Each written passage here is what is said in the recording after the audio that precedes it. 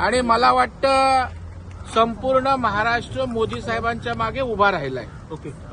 संपूर्ण महाराष्ट्र देवेंद्र फडणवीस साहेबांच्या मागे उभा राहिलाय आणि त्याच्यामुळं महायुतीला एक प्रचंड असं यश त्या ठिकाणी मिळतंय. आता रडीचा डाव संजय राऊत विरोधी पक्ष खेळायला लागले.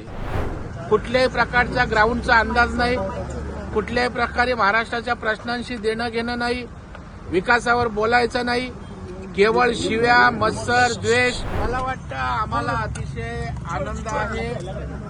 महाराष्ट्रातल्या जनतेनं स्विंग म्हणजे 200 पार मेजॉरिटी येईल अशा प्रकारचं चित्र सध्या तरी दिसतंय. आणि मला वाटतं संपूर्ण महाराष्ट्र मोदी साहेबांच्या मागे उभा राहिलाय. ओके.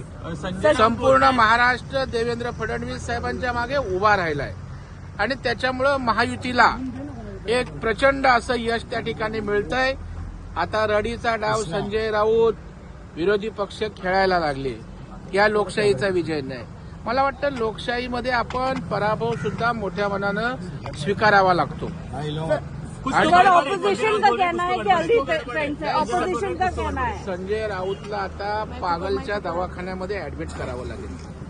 आता तरी त्यांनी हवेतनं आकाशातनं जमिनीवर लँड व्हावं. कुठल्याही प्रकारचा ग्राउंडचा अंदाज नाही, कुठल्याही प्रकारे महाराष्ट्राच्या प्रश्नांशी देणं घेणं नाही, विकासावर बोलायचं नाही, केवळ शिव्या, मत्सर, द्वेष, टीका करायची. मला वाटतं शांतपणे महाराष्ट्रातल्या जनतेनं लोकसभेत जी काही चूक किंवा जे काही झालं होतं ते दुरुस्त करून ती खंत मनात होती की मोदी साहेबांना पाठबळ द्यायला आम्ही कुठे कमी पडलो, ते यश महाराष्ट्रातल्या जनतेनं दिलंय.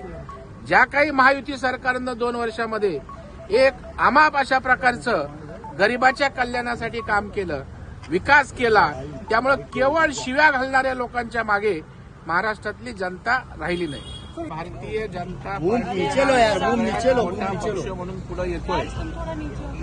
आमचा मुख्यमंत्री महायुतीचाच होईल, कुठले वादविवाद नसतील एवढं स्पष्ट आहे. आणि भारतीय जनता पार्टी मोठा पक्ष पुढे आल्यानं स्वाभाविकपणे भाजपचा त्या ठिकाणी मुख्यमंत्री होणार असेल तर आमचे देवेंद्र फडणवीस साहेबच्या राज्याचे मुख्यमंत्री होतील असं वाटतं.